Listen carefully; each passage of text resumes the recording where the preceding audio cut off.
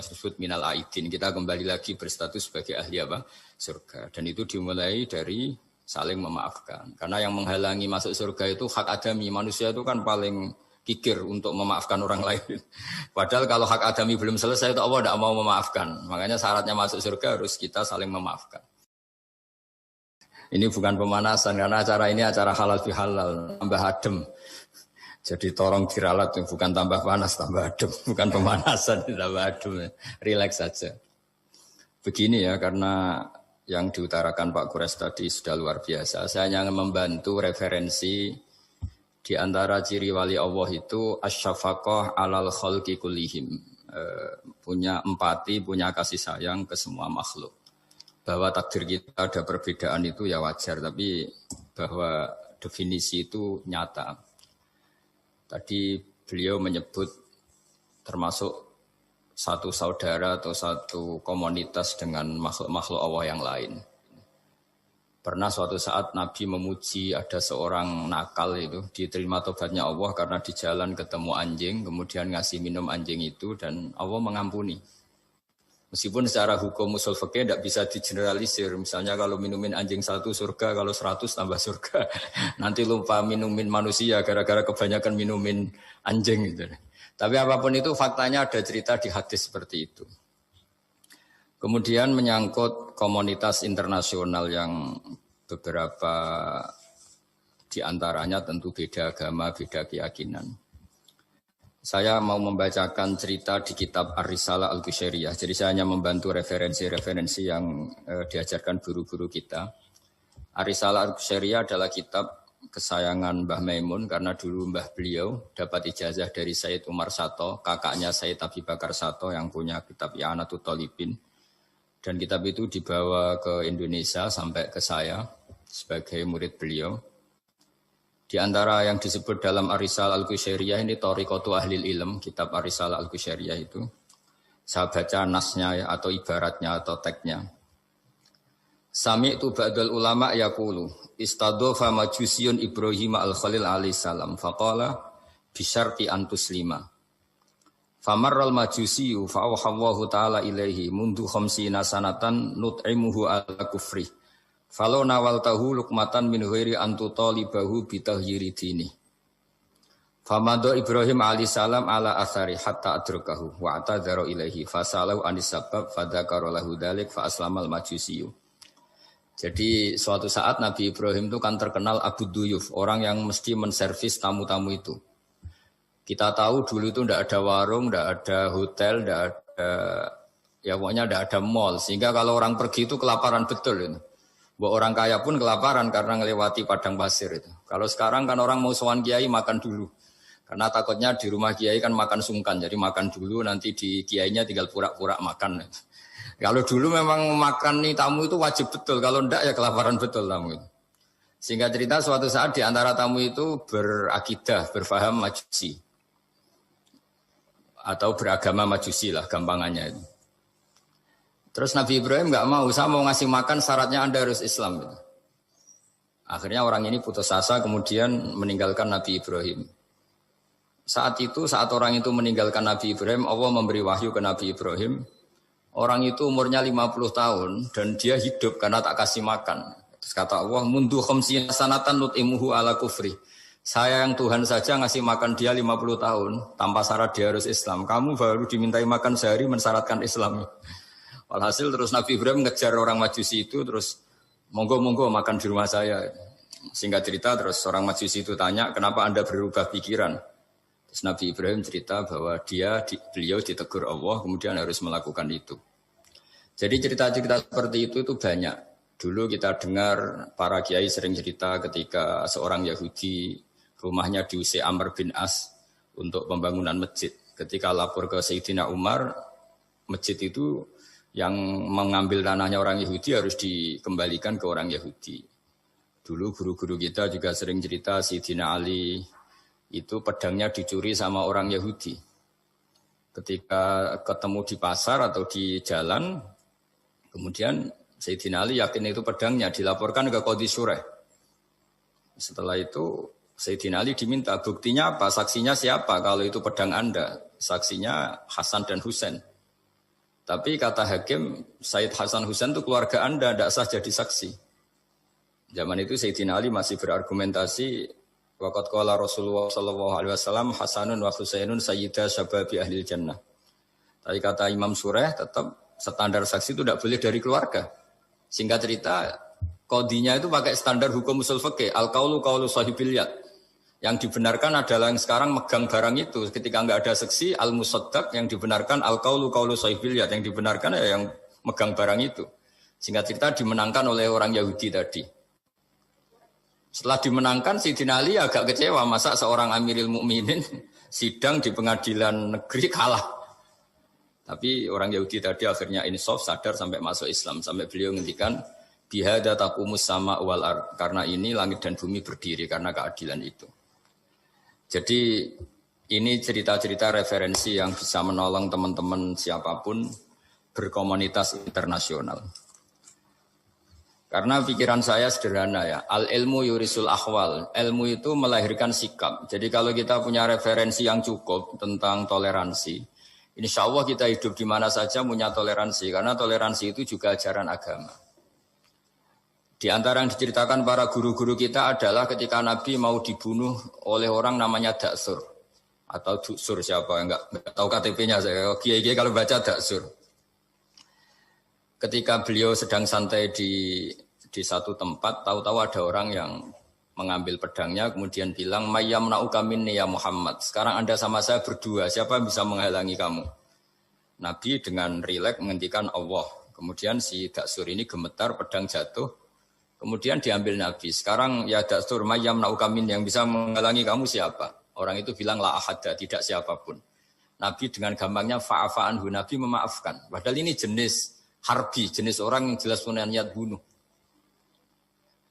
Terus artinya kita-kita yang ngaji di pesantren, saya ngaji di Mbah Maimun, punya Bapak Kiai Nur Salim, semuanya ngajarkan bahwa di mana-mana perang kekerasan itu ya karena kita diperangin. Udina lilladzina yuqatalun, karena kita diperangi kita boleh perang.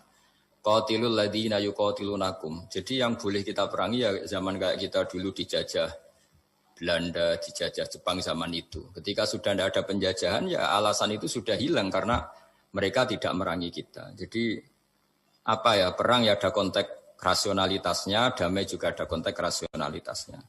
Tapi karena kita punya tradisi referensi, teman-teman yang di Jerman tak bantu, tadi ada kitab Ar-Risalah Al-Qushairiyah, terus ada beberapa cerita-cerita tadi kayak Daksur. Kalau ayatnya jelas ya, jelas qatilul ladzina yuqatilunakum wa in janahu lisalmi fajnah laha wa tawakkal 'ala Allah. Bahkan seperti yang diceritakan Profesor Quraisy tadi, yang sedang kita benci pun bisa saja suatu saat teman. Dalam surat Mumtahanah itu atau Mumtahinah ada ayat asawwau ayyaj'ala bainakum wa bainal ladzina ataitum minhum mawaddah. Bisa saja orang yang sekarang kamu benci suatu saat kamu cintai. Wallahu qadir, itu Allah Maha Kuasa. Dan tadi saya menambahkan yang dikatakan Profesor Quraisy tentang belajar. Dulu Nabi itu enggak puasa Asyura. Tapi ketika datang ke Medina, orang-orang Yahudi itu puasa Asyura. Coba tanyakan ke mereka, kenapa puasa tanggal 10? Terus mereka menjawab, yaumun najjawahu fi Musa, itu hari yang Allah menyelamatkan Nabi Musa. Terus fa'amara bisyami, kemudian Nabi menyuruh sahabat puasa. Artinya dulu itu segampang itu hidup, itu sesuatu yang baik, apa, ya sudah ditiru. Meskipun kita tahu Nabi itu tentu mustaqil bil istihad, Nabi itu orang yang mandiri. Tapi memberi percontohan kita betapa gampangnya kita seperti itu. Dulu ada seorang Yahudiyah meminta sama Sayyidah Aisyah dan dikasih. Ketika dikasih, dia mendoakan semoga kamu Aisyah selamat dari siksa kubur. Zaman itu Sayyidah Aisyah itu belum tahu tentang siksa kubur sehingga beliau engkar, enggak percaya. Tapi setelah Rasulullah datang dan diceritanin, Nabi, oh iya siksa kubur itu ada. Dan semenjak itu Nabi selalu isti'adah minta perlindungan dari siksa kubur. Jadi dulu di komunitas-komunitas beda agama sesuatu yang benar ya dibenarkan. Makanya kaidah umum dalam interaksi antar agama itu la tusaddiquhum wa la tukadzibuhum, ya kamu jangan bilang iya, jangan-jangan enggak, ya jangan bilang tidak, jangan-jangan iya. Jadi aturan ilmunya jelas la tusaddiquhum wa la tukadzibuhum. Ya artinya sesuai referensi ilmu lah kira-kira begitu. Terus yang terakhir, Ini saya mohon maaf sama komunitas di Jerman karena saya ini pura-puranya aja sibuk. Karena saya kira ini seberapa jam lagi saya ngajar ini. Nanti kalau saya tidak ngajar di sini yang mengundang agak-agak dosa. Jadi supaya sama-sama tidak dosa ini saya ya nuruti jenengan. Tapi ya karena saya ngajar ini juga yang datang orang macam-macam. Ada yang Kalimantan, Sumatera mau ngaji di sini. Ini seberapa jam lagi saya ngaji Sahih Muslim. Yang terakhir ini di halaman Kitabu Adabil Ulfa wal Ukhuwah halaman 285 dalam Ihya juz 2. Jadi kitab saya juz 2. Mungkin kalau beda cetakan yang jelas ikut Kitabu Adabil Ulfa wal Ukhuwah. Di sini diterangkan oleh Imam Ghazali dengan beberapa riwayat yang disebut al-jiranu salasatun. Bertetangga itu ada 3. Jarun lahu hakun wahid. Ada tetangga yang punya hanya 1 hak. Wajarun lahu haqqani wajarun lahu salah satu hukukin. Terus beliau cerita yang punya 3 hak itu ya tetangga, ya seagama, ya masih ada hubungan kerabat. Yang punya 2 hak ya tetangga, ya seagama. Terus wa amal ladzi lahu haqqun wahid fal jarul musyrik. Yang punya hak 1 itu tetangga yang beda agama. Jadi intinya tetap dikasih hak meskipun beda agama. Sampai diantaranya disebutkan juga di halaman 287. Imam Ghazali ngendikan beliau berfatwa dan beliau bercerita Rawahu Umar bin Shu'aib an Nabi an Jaddih anin Nabi. Terus qala Mujahid kuntu inda Abdullah bin Umar wa ghulamun lahu yaslahu syatan faqala ya ghulam idza salakhta fabda bijarinal yahudi. Abdullah bin Umar itu sedang memasak kambing atau itu pembantunya ini sedang nguliti kambing. Itu pesannya Abdullah bin Umar ya ghulam idza salahta fabda bijarinal yahudi. Nanti jangan lupa tetangga kita yang Yahudi. Ini di Ihya halaman 287. Hanya cerita kebaikan. Jadi cerita-cerita perang itu ya karena kita diperangin, tapi ya kalau kita dibaikin ya baik, itu ajaran Islam. Hatta qala dzalika miraron. Faqala lahu lima taqulu hadza. Ini pembantunya juga enggak langsung menerima. Kenapa? Saking enggak mau nerimanya diulang-ulang lagi oleh Abdullah bin Umar. Faqala inna Rasulullah sallallahu alaihi wasallam lam yazal yusina bil jar hatta khashina annahu sayuwarrithu. Kenapa engkau melakukan itu ya Abdullah bin Umar? Terus beliau menjawab, Rasulullah itu selalu berpesan untuk berbuat baik sama tetangga.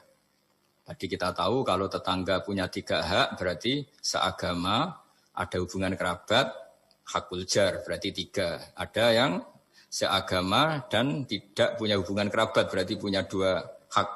Yaitu 1 agama dan kerabat. Ada yang punya 1 hak saja, ya tidak keluarga, tidak seagama, tapi karena tetangga itu juga tetap punya hak. Dan itu pun masuk kategori lam yazal yusina biljar, termasuk orang-orang yang harus kita baikin. Ya kalau di Qur'annya kayak tadi ya, qatilul ladzina yuqatilunakum, boleh merangi ya yang merangi kita. Udzina lil ladzina yuqatalun, diberi hak merangi ya sama yang merangi kita, bukan yang tidak merangi kita. Terus waqala Hisham Kanal Hasanu la yara ba'san antut imal jarul yahudiyya wan nasraniyya min udkhiyatik. Bahkan sebagian ulama di sini disebut Hasan Basri berpendapat kalau berkorban, kalau punya tetangga Yahudi yang butuh enggak apa-apa dikasih dagingnya. Ini di halaman Ihya 287 juz 2. Jadi dari cerita-cerita itu dan referensi-referensi itu teman-teman di Jerman enggak usah khawatir lah kalau kiai-kiai kayak kita itu berfatwa enggak boleh berkomunitas internasional nanti takut begini-begini enggak lah. Kita bacanya ya sama seperti yang dibaca Profesor Kures, sama yang dibaca guru-guru kita. Jadi itu kalau boleh dikatakan sumbangan saya lah bahwa di kita di pesantren itu ajaran-ajarannya juga seperti itu. Dan tadi beberapa kita saya sebutkan halamannya supaya bisa dicari, supaya tidak kelihatan hoax, juga tidak bikinan saya gitu, supaya jelas itu. Dan saya mohon maaf karena nggak bisa ngikuti sampai selesai, tapi saya ngapresiasi semoga jadi syawal yang baik, minal aidin wal faizin. Minal aidin artinya kita kembali menjadi ahli surga. Saya termasuk yang sependapat dengan kitab yang saya baca. Dulu kita ini ahli surga karena Nabi Adam lahirnya di surga dan diciptakan di surga. Karena satu kesalahan beliau harus kembali ke bumi.